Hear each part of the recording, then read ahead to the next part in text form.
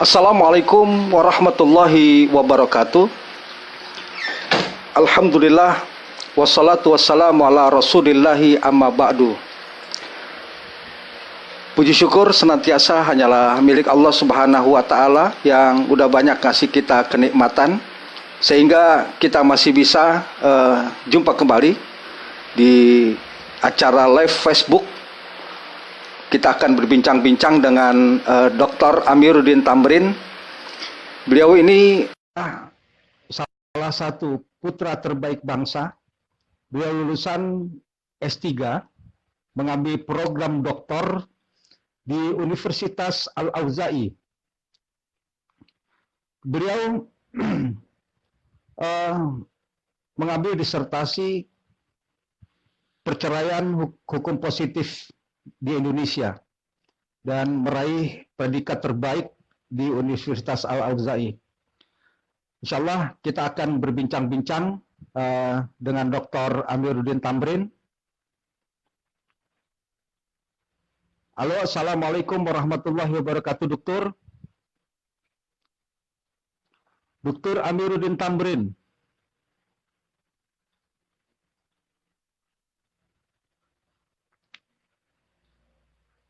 Halo, assalamualaikum warahmatullahi wabarakatuh, Dokter.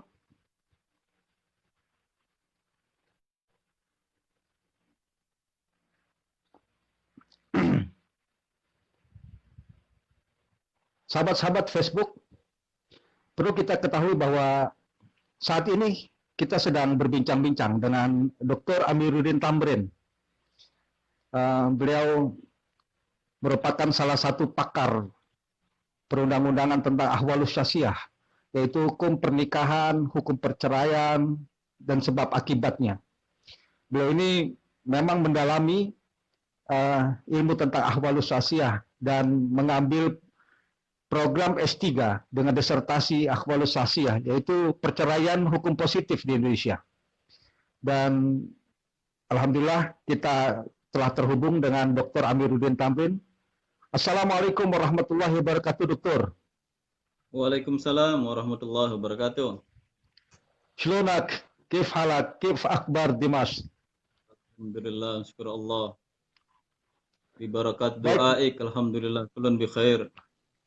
Alhamdulillah. Dokter, pada malam ini kita akan mengkaji tentang ahwalus syakhsiyah, yaitu bagaimana sih tata cara khitbah dan siapa saja yang boleh dikhitbah itu, Dokter? Ya, terima kasih Ustaz Zamzami, ikhwati akhwati yang dimuliakan Allah. Assalamualaikum warahmatullahi wabarakatuh. Bismillahirrahmanirrahim. Alhamdulillahirabbil alamin. Wassalatu wassalamu ala asyrafil anbiya'i wal mursalin Sayyidina Muhammadin wa ala alihi wa sahbihi ajma'in. Sudah kita maklumi bersama bahwa pernikahan itu adalah sunatullah, sunnah para rasul, sunnah para nabi, termasuk sunnah baginda Rasulullah Sallallahu Alaihi Wasallam. Dan pernikahan ini juga merupakan ibadah, di mana setiap amalan yang mempunyai manfaat untuk diri sendiri dan untuk orang lain itu mempunyai nilai ibadah jika diniatkan lillahi ta'ala. Apalagi nikah ini yang begitu banyak manfaatnya atau faedahnya. Dan nikah ini juga sebagaimana diketahui merupakan fitrah, merupakan kebutuhan. Jadi semua orang, laki-laki atau perempuan itu butuh apa yang namanya nikah. Sama seperti dia butuh minuman, butuh makanan, butuh istirahat, butuh mandi, butuh lain-lainnya.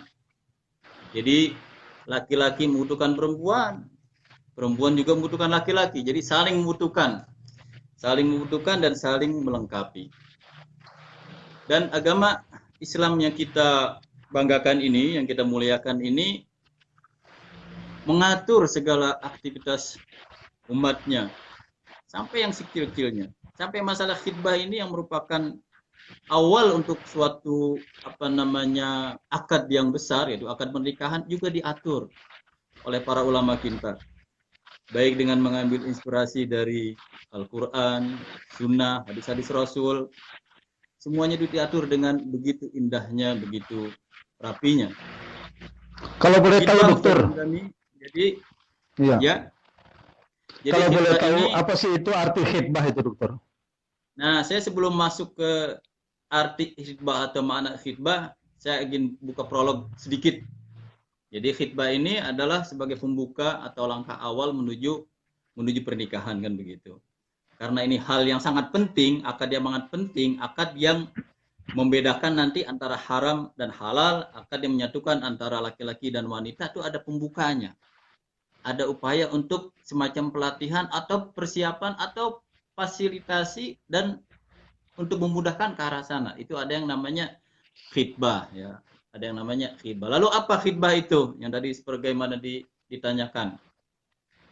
Khitbah, yang namanya khitbah, yang namanya minang, yang namanya melamar, itu untuk sementara saya samakan dulu lah. Karena ini walaupun nanti ada perbedaan sana sini, itu semuanya satu. Artinya itu segala kegiatan yang dilakukan sebelum nikah. Pranikah artinya. Jadi kalau saya boleh ambil di sini karena definisi itu sangat bercorak ya, saya ingin menyampaikan dua definisi singkat yang istilahnya penting untuk saya sampaikan di sini. Yang pertama, definisinya ya, yang pertama, khitbah itu adalah proses di mana seorang laki-laki meminta di sini, mengajukan kepada seorang wanita untuk nantinya dijadikan istri, untuk nantinya melakukan akad nikah. Ini pertama, minta, artinya bisa ditolak, bisa diterima. Dan ini dalam literatur atau adabiyat fikih Islami banyak sekali nih, istilahnya definisi seperti ini. Dan definisi lain yang saya ambil di sini, saya pilihkan di sini adalah khitbah itu adalah kesepakatan atau perjanjian antara pihak laki-laki dan pihak perempuan untuk nantinya mengadakan pernikahan sesuai dengan syariat Islam dan tentunya dengan adat istiadat yang berlaku di masyarakat, adat istiadat yang istilahnya tidak melanggar syariat Islam. Di sini ada dua. Jadi yang pertama tadi sekedar minta, ya, mengajukan permohonan, bisa diterima, bisa enggak. Nah, kalau misalnya diterima, alhamdulillah. Tapi kalau ditolak, artinya khitbah ini tidak sempurna, ya, belum lengkap, ya, karena ditolak. Makanya kalau misalnya ada terjadi penolakan, ya, di dalam agama itu diminta untuk dengan cara yang baik-baik, dengan cara kekeluargaan. Jangan sampai itu terjadi hal-hal yang tidak diinginkan, karena namanya juga khitbah itu kan agak gimana ya, sensitif begitu ya. Makanya kalau udah mengajukan terus ditolak, ya biasa aja tinggalkan. Kalau misalnya ditolak, ya, entah itu penolakan secara lisan ataupun secara tulisan, itu praktek teknis aja ya istilahnya. Nah, saya ada sedikit intermezzo nih supaya jangan terlalu serius. Ada di suatu daerah nih, Ustaz Zamzami, di daerah namanya daerah Palu. Palu itu kalau nggak salah di Sulawesi Tengah kali ya. Itu teman saya bilang. Jadi kalau di sana tuh Ustaz Zamzami, kalau misalnya ada satu keluarga mau minta kepada keluarga lain untuk mempersunting lah keluarga lain, datang ke rumah itu, minta mengajukan, itu jawabannya bukan lisan Ustaz. Jawabannya itu pakai kopi. Pakai kopi. Oh gitu. Jadi seperti yang mengajukan nih, dikasih kopi. Kalau kopinya pahit, artinya ditolak itu permintaan Zamzam. Kalau kopinya pahit, itu ditolak artinya permintaan untuk mempersunting anak perempuannya. Tapi kalau seandainya dikasih kopinya ini manis, itu artinya pinangannya diterima. Itu nggak pakai ngomong, cuman kopi aja sudah menjawab itu semua. Jadi kalau misalnya kopinya pahit, kalau kopinya pahit langsung aja minta izin permisi. Nggak ada yang bisa dibicarakan lagi kan, udah ditolak begitu baik-baik. Tapi kalau misalnya kopinya manis, dia bisa terusin tuh bicara bagaimana nanti kelanjutannya, proses maharnya, proses nanti acara walimahnya di mana dan lain sebagainya, karena senang kan, bahagia kan diterima. Cuman yang saya bingung jam-jam itu kalau misalnya orang diterima, terus di dapur orang lupa ngasih gula itu, harus nanti kasih manis jadi pahit itu gimana itu? Saya bingung juga tuh. Jadi dapat kabar dari teman adat di salah satu kota di Palu itu. Nggak tahu sekarang masih berlaku atau enggak, saya kurang tahu. Ini sekedar intermezzo saja, Ya, selingan intermezzo aja. aja. Jadi Ustaz Tapi Zamzami, dokter Amir, tentang masalah khidbah ini, banyak orang Indonesia kan terasa asing dengan kalimat khidbah. Karena apakah khidbah itu dalam definisi fikih atau definisi Islam itu sama seperti pertunangan yang ada di Indonesia ini, dokter? ya hampir sama saja ya. Intinya itu hanya masalah bahasa saja. Khidbah itu adalah melakukan seperti yang tadi saya bilang, itu mengajukan, ada makna mengajukan, ada makna sudah sepakat. Seperti yang definisi kedua. Nah, yang kita ingin obrolin sekarang ini, Ustaz Zamzami, adalah definisi yang kedua, bukan yang tadi itu, yang pertama. Ya, yang artinya meminang, artinya melamar, tapi lamarannya sudah diterima. Kita bahas sekarang ini adalah lamaran yang sudah diterima, artinya pinangan yang sudah lengkap, artinya khidbah yang sudah jadi diterima ya. Khidbah, kalau orang yang menkhidbah namanya khotib, kalau yang di khidbah itu perempuannya namanya maktubah. Tadi kan saya bilang di situ, jadi khidbah yang kita bahas ini adalah kesepakatan atau perjanjian antara pihak laki-laki dan pihak perempuan untuk nantinya mengadakan akad pernikahan. Jadi khidbah itu sudah diterima, udah beres begitu. Ya, khidbahnya doang. Nah, sebelum saya meningkat kepada hal-hal yang lain, kita ingin mengambil benang merah yang ditekankan dari definisi ini, Ustaz Zamzami. Apa saja yang ditekankan di sini? Yang pertama di sini bahwa khidbah ini adalah cuma sekedar perjanjian atau kesepakatan. Jadi tidak ada akad. Ya. Yang namanya janji, yang namanya kesepakatan, itu kan semacam janji. Jadi di situ ya harus ditepati. Kalau sudah janji ya harus dilunasi janjinya. Bahwa kalau tidak ya akan berdosa ya. Karena dia udah janji, menjanjikan nanti akan kawin. Kalau tahu dia itu mengingkar janji, dia berdosa. Bagaimana dalam ayat dikatakan ya ayyuhalladzina amanu aufu bil uqud. Wahai orang beriman, tepati akad-akad kamu, janji-janji kamu. Di dalam hadis juga dikatakan ayatul munafik salah satunya ida wa'ada akhlak. Salah satunya kalau dia itu menjanjikan, dia mengingkari. Ya. Nah, dalam kaitan ini, memang berdosa ya. Cuma apakah nanti kalau seandainya dia itu ingkar janji, kena hukum? Kena hukum artinya bisa dimahkamahkan atau dipengadilankan, itu tergantung. Kalau hanya sekedar janji aja, ya nggak bisa lah. Nggak bisa kita itu mengklaim, kita mengadu ke hukum atau ke pengadilan. Wah, itu keluarga yang itu kok ingkar janji, tadinya menjanjikan saya mau dijadikan mantunya, terusnya enggak. Nah, nggak mungkin. Jadi pengadilan belum bisa itu mengklaim atau menerima pengaduan kita untuk dia itu dihukum, nggak bisa. Kecuali janji ini membawa atau berakibat pada kerugian-kerugian yang lain, materi dan lain sebagainya. Ini nanti mungkin kita bahas nanti dalam pembahasan putusan khidbah dan lain sebagainya ya. Jadi yang pertama, jadi khidbah ini hanya merupakan janji untuk melakukan akad nikah nanti. Tidak lebih dari, nggak ada akad-akad aja. Nggak ada istilahnya akibat hukum. Ini sekedar janji saja. Yang kedua, kesepakatan aja dokter ya. Ya kesepakatan aja, cuma kesepakatan aja. Nanti kita mau kawin, kita mau nikah bulan depan atau 3 bulan lagi. Udah itu aja, nggak lebih dari itu. Ya akhirnya dia jadi maaf dokter. Pertibahnya. Jadi maaf, dia itu dokter. Istilahnya pinangannya. Sebentar, kalau seandainya orang mau menikah, apakah harus didahului dengan khidbah, dokter? Oh, enggak. Kalau misalnya dia itu langsung nikah juga nggak ada masalah. Cuma saja kan kalau orang nikah itu tanpa khidbah, tanpa mengetahui dulu orangnya, tanpa mengetahui keluarganya, tanpa mengetahui sifat-sifatnya, itu kan istilahnya nanti kalau udah nikah kaget dong. Kok dia langsung sifatnya begini, oh ini akhlaknya begini. Jadi sebaiknya ada khidbah dulu untuk mengetahui dulu ya. Makanya ini satu akad penting yang istilahnya ada pembukanya untuk lebih kemudahan lah. Bisa, jadi nggak harus orang nikah itu pakai khidbah, tidak. Bisa aja orang dikawinin langsung, orang tua dulu begitu kan. Langsung dikawin, anaknya banyak-banyak banget. Artinya nggak harus, tapi ini boleh untuk khidbah dan baik sekali untuk adanya pembukaan menuju ke arah nikah. Saya kembali kepada penekanan terhadap definisi tadi ya. Yang pertama tadi bahwa khidbah itu adalah hanya sekedar sepakatan doang, hanya janji doang.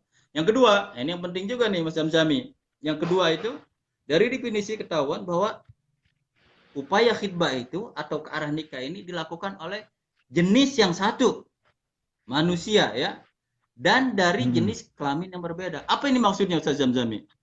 Jadi begini, jadi manusia itu tidak jin,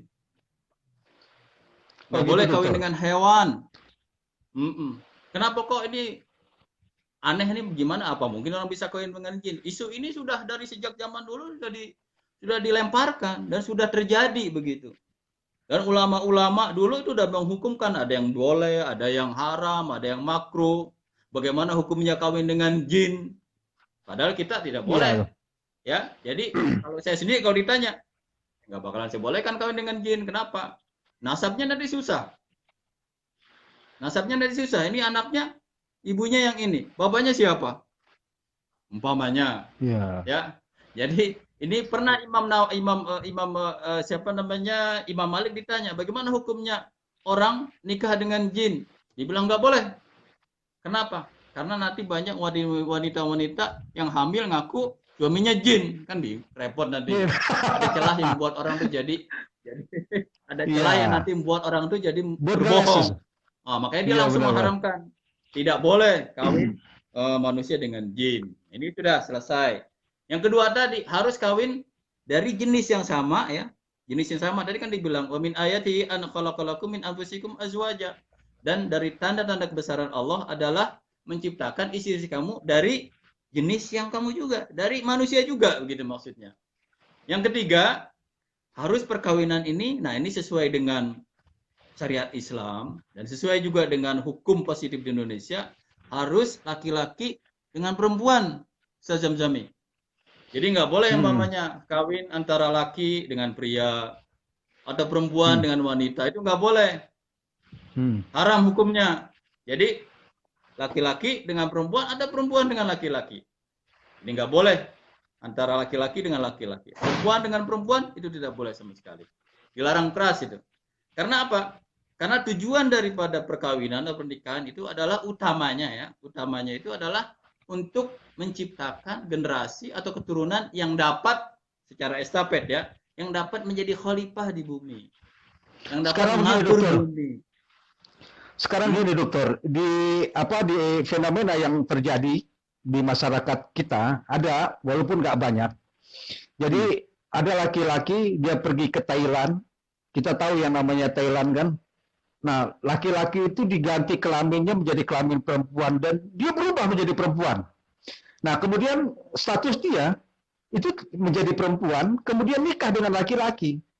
Nah, dia sekarang udah jadi perempuan dengan alat kelamin perempuan, ya kan, dengan status perempuan, semuanya serba perempuan karena operasi tadi di Thailand. Nah, kemudian kalau nikah dengan laki-laki itu gimana dokter? Oh, kalau itu melihat dari sisi kedokterannya ya, artinya waktu dia merubah itu memang sudah suatu mudarat atau sudah suatu boleh dikatakan itu suatu urgen, dia harus berubah karena kondisinya yang harus berubah. Tapi kalau merubah dia di posisi tanpa ada sebab, tentunya tidak boleh. Tetap dihukum laki-laki dokter. Merubah apa yang telah diciptakan Allah itu, dia merubah kedudukannya atau posisinya dari laki perempuan, dari perempuan ke laki tanpa ada. Memang ada yang seperti itu, tapi kan itu ada hal-hal atau sebab-sebab yang bisa itu dia berubah. Mungkin kondisinya apa yang namanya nanti kita akan kaji dalam masalah ini ya. Artinya itu kita bisa lihat nanti sebab dia itu berubah, dibolehkan atau tidak dibolehkan. Gitu. Baik dokter. Silakan dilanjut dokter. Nah, tadi kita sudah sampai mana ya? Sudah sampai masalah definisi ya. Definisi. Jadi dari definisi ini kita sudah tahu bahwa kita itu tidak yang dimaksudkan dengan khitbah itu adalah hanya sekedar janji saja dan dilakukan secara langsung atau tidak langsung, itu juga masalah teknis. Terus dilakukan oleh pasangan calon suami dan calon istri, itu khitbah ya. Caranya apa sih dasarnya? Dasarnya apa? Ada nggak dasar di dalam agama Islam? Di dalam agama Islam, khitbah ini sesuatu yang ada masyru'iyahnya, sesuatu yang dibolehkan itu ada dasarnya. Dasarnya dalam Al-Quran ada, dasarnya dalam hadis ada, dan dasarnya dalam ijma ulama juga ada. Pertama dalam Al-Quran dikatakan wala junaha alaikum fima aradtum bihi min khidbatin nisa. Tidak mengapa kamu itu untuk melakukan khidbah kepada wanita secara sindiran. Ayat ini bicara tentang orang wanita yang ditinggal mati suaminya, kan ada iddah tuh. Iddah orang meninggal tuh 4 bulan 10 hari. Nah, saat dia itu iddah, boleh orang mengkhidbah dia, boleh orang itu melamar dia, cuma hanya boleh sindiran. Oh gitu. Sindiran, tidak boleh terang-terangan. Nah, kalau kepada orang yang dalam keadaan iddah aja boleh, artinya kepada orang yang tidak dalam iddah, perempuan yang dalam keadaan tidak dalam keadaan iddah, itu boleh untuk dipinang, boleh untuk dikhitbah, ya. Itu dalam Al-Quran. Dalam hadis dikatakan juga, la yaktubu ar-rajulu ala khidbati akhi. Jangan, kata Rasul, jangan atau tidak boleh seseorang itu meminang khidbah perempuan yang dalam pinangan yang berada atau sedang dalam pinangan saudaranya. Itu banyak hadis-hadis seperti ini yang membolehkan untuk orang khidbah. Sepertinya hadis yang tadi saya sebutkan tadi. Ada juga hadis yang mengatakan ada seorang sahabat namanya Mughirah kalau nggak salah.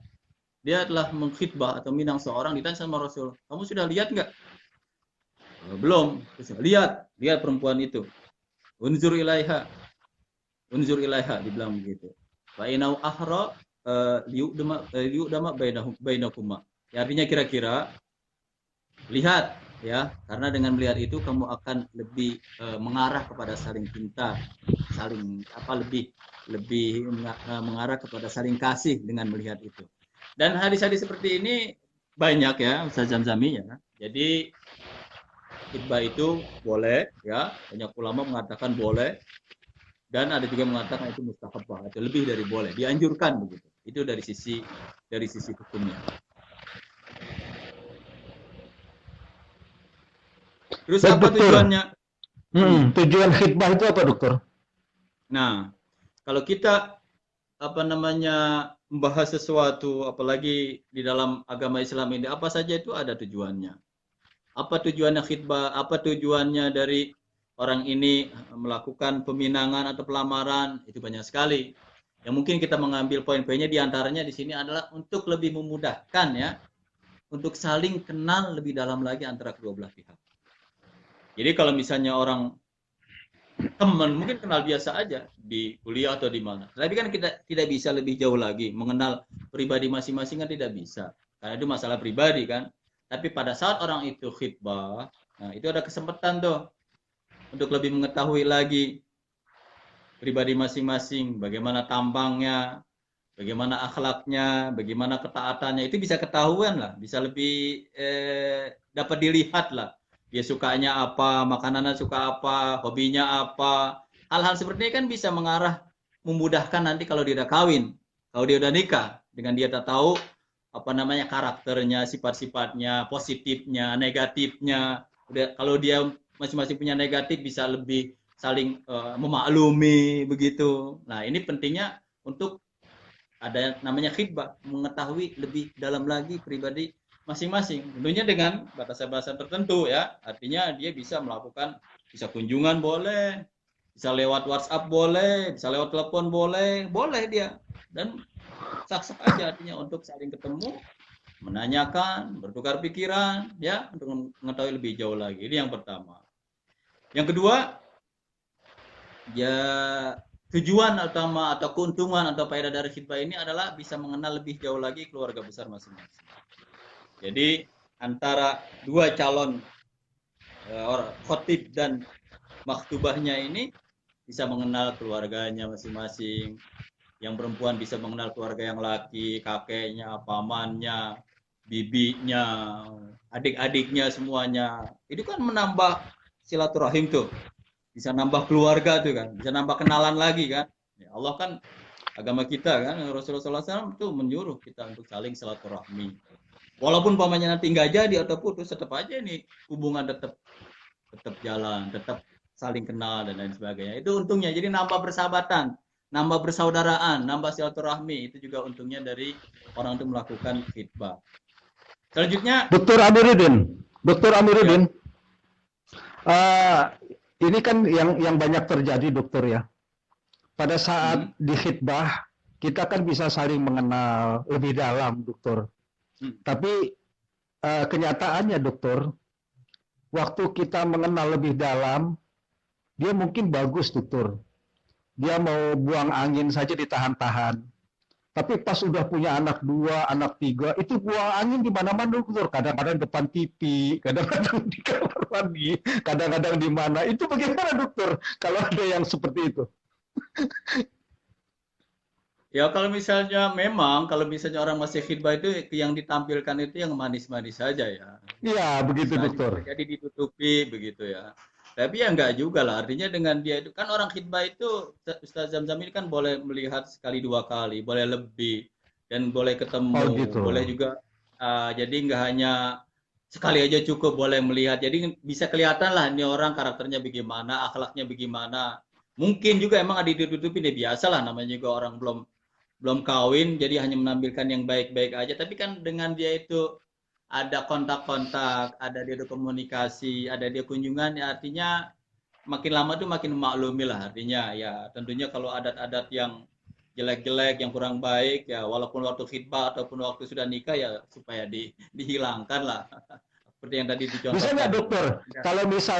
Kalau misalnya dokter, kita minta kepada keluarga kita agar jadi detektif dia lah, tajasus gitu, macam-macam, gimana sih dia akhlaknya. Barangkali dia ketemu pura-puraan, kadang-kadang penuh dengan kamuflase belaka.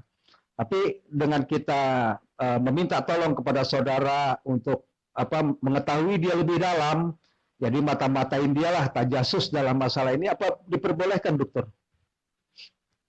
Boleh saja, boleh saja, tapi kenapa harus tajasus? Boleh untuk mata-matai, dia juga bisa untuk mewakili laki-laki yang laki untuk mengetahui lebih lanjut karena ada yang dia nggak boleh lihat kan istilahnya lebih dalam lagi kan masalah orang perempuan bagaimana kesuburan bagaimana dan lain sebagainya kadang-kadang orang laki juga kan malu untuk bertanya dia boleh kirim saudara perempuannya dia boleh kirim bibinya atau apa untuk mengetahui lebih lanjut nggak apa-apa emang kan perkawinan itu kan nanti bakalannya kan antar keluarga ya istilahnya antar keluarga besar dia boleh minta bantuan bibinya atau temennya yang perempuan untuk mengetahui lebih dalam nggak apa-apa nggak harus mata-matai malah sulit artinya hanya dari luar aja kan dari jauh aja nggak bisa mengetahui lebih dalam lagi gitu boleh kalau masalah boleh ya, itu boleh. Silakan dilanjut, dokter. Saya lanjutkan lagi tadi tujuan untuk khidbah ini jadi juga membuat ketenangan kedua belah pihak. Bagaimana maksud ketenangan dua belah pihak? Jadi kalau seorang ini sudah khidbah, sudah ingin melaksanakan nanti pernikahan, tapi belum bisa dilakukan sekarang karena sebab dia belum selesai kuliah atau kerjaannya masih belum masih menunggu atau dia itu lagi di luar kota dan lain sebagainya, dia sudah tenang. Dia sudah tenang. Kenapa? Saya udah nggak mikir lagi masalah kawin calon saya karena calon saya sudah ada. Yang perempuan juga sudah tenang, nggak usah mikir-mikir lagi, udah nggak nerima yang lain lagi, atau nggak perlu pikir mau yang mana, karena sudah ada. Jadi keduanya itu sudah tenang. Malah yang ada itu persiapan ke arah perkawinan yang satu rajin bekerja, rajin belajar, yang satu juga rajin untuk menyiapkan ke arah situ. Itu walaupun jauh, walaupun tidak tinggal satu tempat, itu sudah ada ketenangan jiwa begitu. Sudah ada ketenangan bahwa udahlah kalau masalah calon saya udah tenang, udah ada. Nggak pakai mikir-mikir yang lain. Artinya dia bisa fokus pada kerjaannya, yang satu juga fokus pada apa yang sedang dia fokuskan. Jadi itu membawa kepada ketenangan jiwa masing-masing. Jadi udah nggak mungkin lagi mamanya orang udah melirik yang lain, atau ini juga masih melirik yang lain. Nah, artinya sudah ada ketenangan jiwa begitu. Ada ketenangan pada masing-masing calon pasutri, calon pasangan suami istri. Itu diantaranya. Diantaranya juga, saya Zamzami ya, istilahnya khidbah ini akan membawa orang itu menambah rasa cinta, menambah rasa kasih sayang. Karena orang kalau nggak kenal kan nggak cinta katanya. Kalau orang-orang dulu itu bilang kalau nggak kenal itu kan nggak. Artinya kalau udah tambah kenal kan tuh tambah kesengsem lah, tambah tambah ada rasa kasih sayang gitu. Karena dia itu, Kira-kira seperti Penasaran, itulah dokter. dan menambah. Iya. Ah? Ya kira-kira Iya, seperti seperti itu kira-kira, ya. kira-kira seperti itu. Nah, terusnya terakhir banyak sih ya istilahnya apa keuntungannya atau tujuannya. Itu dia bebas untuk membahas bagaimana masa depan pasangan yang dua ini, calon suami istri ini. Yang satu nanti mau ada rencana bagaimana, yang nanti ada rencana bagaimana, nanti kita kalau berkeluarga akan tinggal di mana, akan berusaha apa, menguasai apa, itu bebas.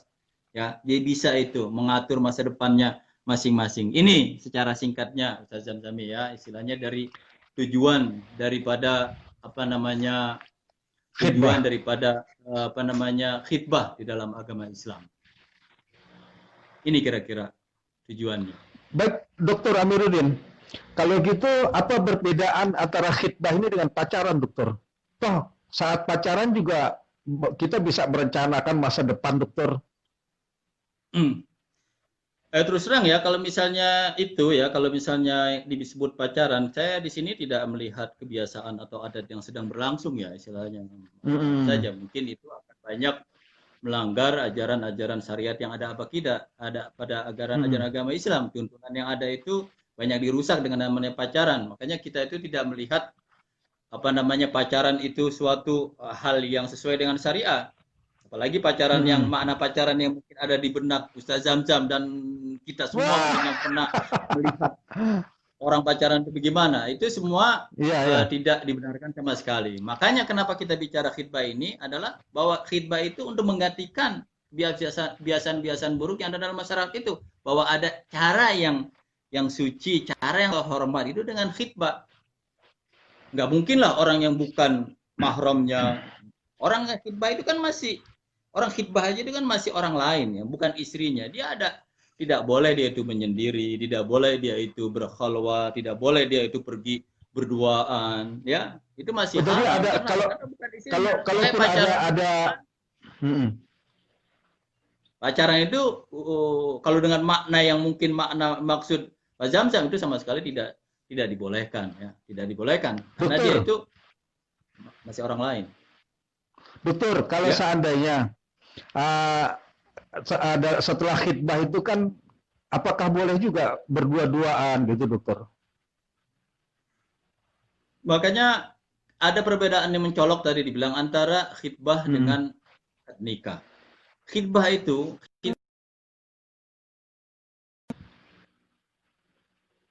yang namanya janji aja. Janji nanti kita akan nikah lah. Istilah pasangan suami istri itu akan nikah. Tapi dia belum suami istri, artinya masih orang lain di situ. Dia belum boleh melakukan hal-hal seperti orang yang sudah akad nikah. Oh kan akad nikah kan dia udah suami istri, bebas mau ngapain juga bebas. Bebas seperti yang ada di benak Pak Zamzam. Mau Mm-mm. ngapain aja, mau jungkir balik, mau ngapain kayak itu orang nikah udah nikah Iya. namanya. Tapi orang yang masih khidbah itu belum nikah, artinya masih orang lain. Justru karena dia masih orang lain, dia itu harus hati-hati, harus jaga. Kenapa? Karena kemungkinan untuk putusnya khidbah kan masih mungkin. Terutama yang pihak perempuan tuh harus jaga benar tuh, jangan sampai tuh melakukan hal-hal yang istilahnya orang sudah nikah begitu. Salaman aja nggak Mm-mm. boleh. Untuk Oh salaman gitu, aja dokter. menyentuh aja. Bagaimana lebih dari itu ya? Istilahnya orang khidbah Mm-mm. itu hanya boleh dia itu melihat, nggak boleh juga dia menyendiri, nggak boleh juga dia pergi berkhalwat menyendiri kemana, mentang-mentang dia itu udah khidbah. Karena kebiasaan buruk di kita itu, insya Allah Allah yafu anna, insya Allah berubah ya. Orang kayak khidbah itu kayak sepertinya udah miliknya begitu. Ini seperti sudah suaminya, ini semua istrinya, udah masing-masing kayaknya miliknya, kemananya bebas, pergi kemana, kemana berdua. Sebenarnya itu tidak dibenarkan dalam syariat kita yang kita cintai ini. Itu adalah adat-adat buruk yang seharusnya sudah kita buang-buang itu. Karena ada cara terhormat untuk menghormati pihak perempuan, untuk menghormati pihak laki, supaya khidbah itu dijaga dengan sebaik-baiknya. Saya mau tambahin Dokter, lagi tadi, beda antara khidbah dengan akad nikah, supaya walaupun udah tahu, supaya lebih bisa memfokus bahwa mm, ada letak-letak perbedaan yang mencolok ya antara khidbah dengan nikah. Beda. Kalau orang khidbah itu kan hanya sekedar kesepakatan ya. Sementara nikah itu mengikat. Nikah itu sudah mengikat. Ada akibat hukumnya. Ada yang namanya bayar nafkah, ada mahar, ada tanggung jawab keluarga, ada hak-hak dan kewajiban, ada juga perceraian, tolak. Tolak kan terjadi karena apa sih? Kan karena nikah. Kalau nggak ada nikah kan nggak ada tolak. Sementara khidbah itu cuma apa ya? Cuma tadi yang saya bilang tadi, cuma hanya mengungkapkan keinginan nanti kita mau nikah, titik, nggak lebih dari itu. Makanya nggak boleh lebih ada hubungan yang jauh dari itu. Terus juga nikah itu ya, nikah itu ada rukunnya, yang 5 ya. Ada saksi, ada wali, ada pihak perempuan, ada laki, ada ijab kabul. Sementara khidbah itu nggak ada, cuma sekedar sepakatan doang. Itu bedanya juga, beda banget kan. Terus juga kalau nikah itu disunahkan untuk diumumkan. Jadi kalau ente kawinan nih undang tuh semua orang sekampung nggak apa-apa. Diumumkan, rame. Diumumkan bahwa dia ini udah menikah, anak pulan dengan anak pulan menikah. Tapi kalau khidbah itu sebaiknya tidak diumumkan. Nggak usah rame-rame. Makanya yang berdua ini yang udah khidbah ini juga nggak perlu rame-rame. Jadi yang rame itu cuma nikah, boleh ada walimah. Tapi kalau cuma masih khidbah itu ya yang tahu cuma beberapa pihak aja lah, pihak laki dengan pihak perempuan ya. Jadi apa namanya lebih tertutup begitu karena baru khidbah. Apalagi kan khidbah kan nanti kan kemungkinan seperti saya bilang, kemungkinan orang putus khidbah itu sangat besar. Makanya hati-hati. Makanya nggak usah terlalu rame-rame. Dan putus dalam keadaan khidbah itu lebih baik daripada putus nanti kalau udah nikah. Ini kan kalau udah nikah kan kalau putus kan ada akibat hukumnya dan prosesnya. Yang apa yang membedakan juga ya, yang membedakan antara nikah dengan khidbah. Kalau istri yang sudah nikah kan nggak boleh kawin kan, nggak boleh dikawinkan kan. Boleh orang kawinkan bini orang, nggak boleh kan. Kecuali udah jadi janda, udah selesai idahnya kan begitu. Tapi kalau orang perempuan yang telah dikhidbah itu kalau dia nikah sama orang lain menyalahi, mengingkari janjinya, itu sah nikahnya. Walaupun dia itu berdosa karena haram karena mengingkari janji, tapi tetap sah nikahnya. Jadi kalau ada orang, walaupun ini bukan akhlak Islami ya, karena dia mengingkari janji, artinya sah karena dia berkhidbah. Dia nikah sama orang lain boleh. Kecuali yang tadi orang yang nikah orang perempuan tidak boleh karena itu bini orang, istri orang itu nggak boleh dinikahi. Dokter. Kalau misalnya dokter, antara khidbah dengan pernikahan itu punya jarak nggak dokter? Setelah khidbah itu, berapa lama jaraknya dokter kalau memang punya jarak? Maaf suaranya saya kurang begitu jelas. Bagaimana?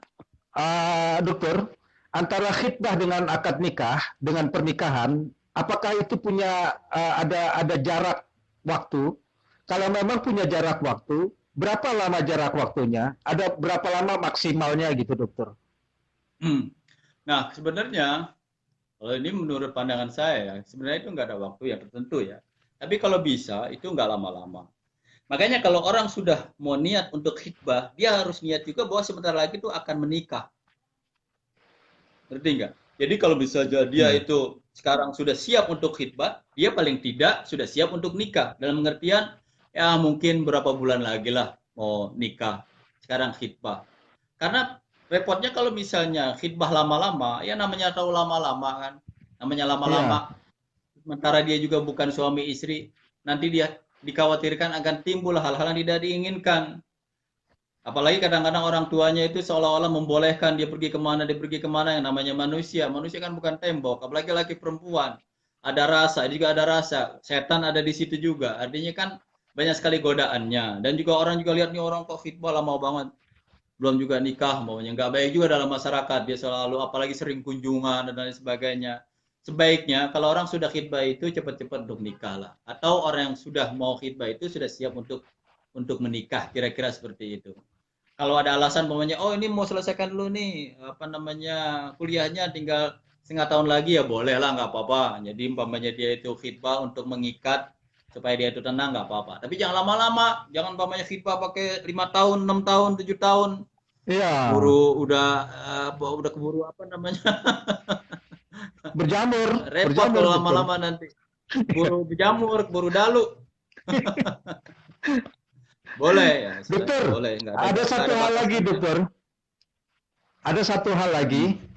Kalau di Indonesia ini namanya pertunangan, apakah dalam khidbah atau pertunangan itu bisa tukar cincin gitu, atau harus tukar cincin gitu, dokter? Sebagaimana yang kita lihat di Indonesia itu banyak kan ikut-ikut film barat ya gitu.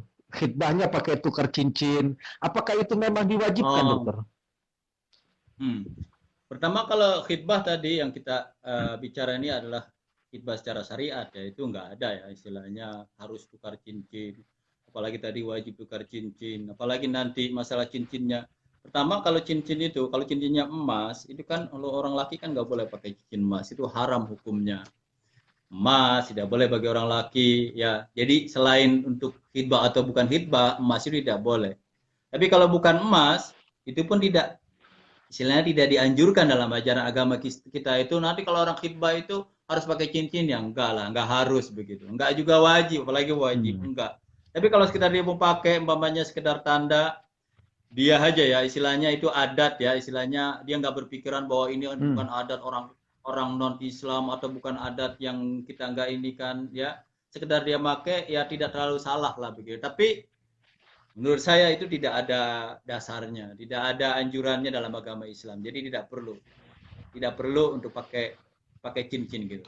Cuma kalau saya dipakai juga nggak terlalu salah gitu, nggak terlalu bahwa ini haram banget, tidak juga. Kira-kira seperti itulah. Baik, dokter. Silakan dilanjut lagi, dokter. Nah, sebenarnya kalau orang yang apa namanya udah khidbah ini, itu kan ada batas-batasannya ya. Ini yang ingin sepertinya saya ingin memasukkan dari tadi itu masalah itu. Masalah itu. Jadi di kita itu udah kebiasaan adat, ya mungkin sudah menjamur ya, udah familiar gitu. Jadi kalau orang sudah khidbah itu sepertinya, maaf ya, sepertinya itu udah bininya lah. Yang satu ini sudah kayaknya suaminya lah. Dia bebas bawa ke acara pesta, ke acara kawinan, dibebas bawa ke bioskop. Dan yang parahnya lagi nih, orang tuanya ini udah mengizinkan aja. Nggak ada khawatirnya bahwa nanti kalau ada apa-apa. Kalau ada apa-apa kan yang repot kan semua. Penyesalan juga semua. Kerugian juga semua. Sementara dia orang laki dan perempuan ditinggal seperti itu. Ya kalau orang udah laki perempuan berkhalwa atau menyendiri, kan yang ketiga kan setan. Gampang sekali untuk diganggunya, digodanya. Nah, sebenarnya kalau khidbah itu, apalagi ini orang khidbah ya, sama-sama saling menghormati, sama-sama menjaga lah. Jangan sampai dia itu pergi berdua bersama-sama, dia berkhalwah bersama-sama. Walaupun di rumah. Kadang-kadang tuh di rumah tuh babanya yang kurang ngerti ya, ada kurang rasa syarafnya, kehormatannya itu malah ditinggal tuh sama orang tuanya. Datang itu apa namanya peminangnya, apa namanya istilahnya, calon ya, khotibnya ya, datang kunjungan malam minggu atau apa, dia keluar, orang tuanya keluar. Ya sama aja orang ngasih apa namanya kucing dikasih ikan begitu kan. Ya seharusnya tidak seperti itu, diawasi, temani. Mau apa ya, supaya apa, hubungan ini tetap terhormat, hubungan ini tetap indah begitu ya. Pada masanya nanti akan lebih indah lagi gitu. Lebih indah lagi pada waktu dia nikah, karena dia berada dalam kesucian, tidak macam-macam, mentaati aturan telah digariskan bahwa khidbah itu cukup hanya untuk bisa mungkin melihat, bisa untuk mengenal. Lebih dari itu tidak. Nah, kebiasaan yang ada di masyarakat yang dia boleh membawa pacarnya tadi ya, bisa kemana aja, itu mudah-mudahan bagi orang-orang yang sudah paham supaya meninggalkan lah, bahwa itu adalah tidak diredoi atau menyalahi aturan apa namanya ajaran yang ada pada ajaran agama Islam yang kita cintai ini. Jangankan seperti saya bilang tadi, salaman, jangankan lebih dari itu, salaman aja, megang aja, itu tidak boleh antara khatib dan makhtubah, karena masih orang lain. Yang digarisbawahi di sini adalah masih orang lain ya, walaupun dia itu pinangannya, walaupun dia itu calon suaminya, walaupun dia itu calon istrinya, karena masih calon ya, belum jadi ya. Yang baik dokter, yang kita tekankan di sini.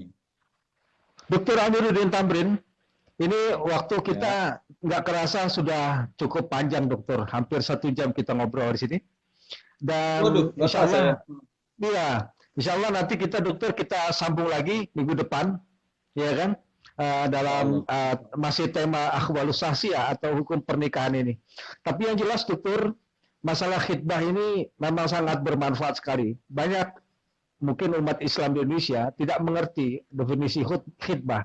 Dengan obrolan kita di malam ini, mudah-mudahan mereka jadi mengerti bagaimana sih syariat Islam menjelang pernikahan, yaitu diawali dengan khidbah, adanya kesepakatan antara kedua belah pihak Kemudian yang kedua, dan namanya kesepakatan itu kan belum tentu jadi. Oleh karena itu ada batasan-batasan yang harus dilalui oleh orang yang berkhitbah tadi dan orang yang dikhitbahi, atau bahasa kitanya pertunangan ya dokter ya. Nah kemudian Pertunangan, kira-kira juga pertunangan, ya, nah pertunangan. kemudian yang kedua, masalah tukar cincin itu merupakan satu budaya yang kita juga tidak tahu dari mana. Yang jelas itu bukan dari syariat Islam. Tapi boleh-boleh saja kalau seseorang dalam berkhitbah dengan tukar cincin, tapi yang jelas untuk laki-laki bagaimanapun juga apapun keadaannya tetap diharamkan untuk memakai cincin emas tadi. Itu kesimpulan yang kita bisa ambil di malam ini, dokter ya.